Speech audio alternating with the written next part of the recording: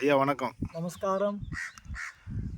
புத்தர், இயேசு எல்லாம் பூமியில் பிறந்தாங்க, முக்தி நிலையை அடைஞ்சிட்டாங்க. ஆனால் இதுவரையும் யாருமே அந்த நிலையை அடையலையா? என்ன காரணம் ஐயா?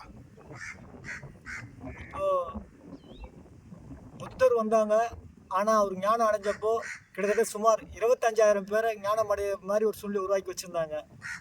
இப்போ ஜீசஸ் வந்தாங்க.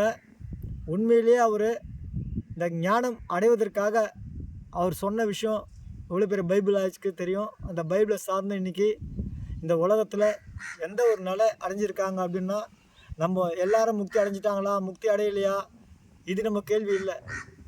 ஆனால் அவர் தன்னிலை உணர்ந்தவர் இந்த உலகத்துக்கு எந்த விதமான தெளிவோட பரலோகத்தை பற்றி நம்மளுடைய பிதாவுடைய ராஜ்யத்தில் நம்ம போய் சேரத்துக்கு என்ன வழி அதை சொல்லிவிட்டு அவர் வேலையை முடிச்சிட்டாங்க. ஆனால் அதுக்கப்புறம் எவ்வளோ பேர் ஞானம் அடைஞ்சாங்க, முக்தி அடைஞ்சாங்கன்றது கேள்வி இல்லை. ஏன்னா முக்தி அடைஞ்சவங்கலாம் யாரும் தானே முக்தி அடைஞ்சேன் ஞானம் அடைஞ்சலாம் சொல்லலாம் மாட்டாங்க. இப்போ முக்கியமாக என்னன்னு கேட்டிங்கன்னா, வாழ்க்கையில் இந்த ஞானம் அப்படின்னு சொன்னால் இந்த ஞானத்துடைய செல்வ இந்த ரகசியம் தெரிஞ்சுக்கணும். வாழ்க்கையில் இன்றைக்கி எல்லாம் இந்த இறைநிலையை பற்றி பேசுகிறவங்க எல்லாம் பார்த்திங்கன்னா, தனக்கு தேவையான சொத்து சுகத்தெல்லாம் சேர்த்து வச்சுக்கின்னு அப்புறம் ஞானப்பாதையில் போகலான்னு முடிவு எடுக்கிறாங்க. இது முதலாவது இது இன்றைக்கி நேற்று வந்ததில்லை.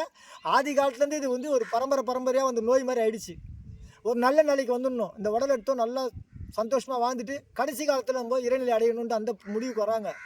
அப்படிலாம் கிடையாது. நம்மளுடைய சித்தர், யோகிகள், ஞானிகள், ஆழ்வார்களாக இருக்கட்டும், நாயன்மார்களாக இருக்கட்டும், அவங்களுடைய சரித்திரம் பார்த்திங்க அப்படின்னா, நம்ம பட்டினத்தாரம் எடுத்துங்க, வாழ்க்கையில் எல்லாமே கோடீஸ்வரம் தான். பூமியில் பிறந்தவங்க எல்லாருமே கோடீஸ்வரம் தான். அந்த மாதிரி ஒரு வாய்ப்பு தான்.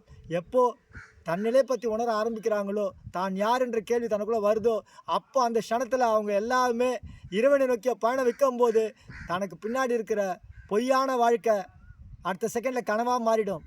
உண்மை பாதையை நோக்கி பயணம் பண்ணும்போது அங்கே அந்த சொர்க்க வாசலை பற்றி அந்த கவனம் வந்தப்போ தனக்கு தேவைகள் எது உண்மையோ அந்த உண்மைக்குள்ளே பயணம் பண்ணுவாங்க. தேவையில்லாத தூக்கி விசிறி கடைசிடுவாங்க. கனவு போல் எல்லாத்தையும் போயிடும்.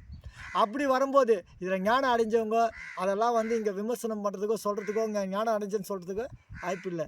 இதே ஞானம் அடைஞ்சவங்க சொல்கிறாங்கன்னா கூட மற்றவங்களுக்கு எப்படி சூரியன் இருக்குது, கண்ணு தெரியாதவங்கிட்ட போயிட்டு பாவம் இந்த மாதிரி சூரியன் இப்படி இருக்குது, இந்த ஒளி இருக்குதுன்னு சொன்னால் அவங்களுக்கு எப்படி புரியும்? சத்தியமாக புரியாது. அதனால் எல்லாரும் ஞானம் அடையிறதுக்கான தகுதி உள்ளவங்க தான்.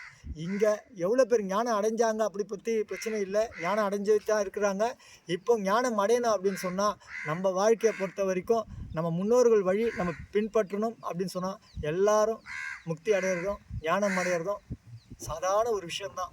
அதுக்கான பயணம் இங்கே எடுக்கல. நமஸ்காரம்.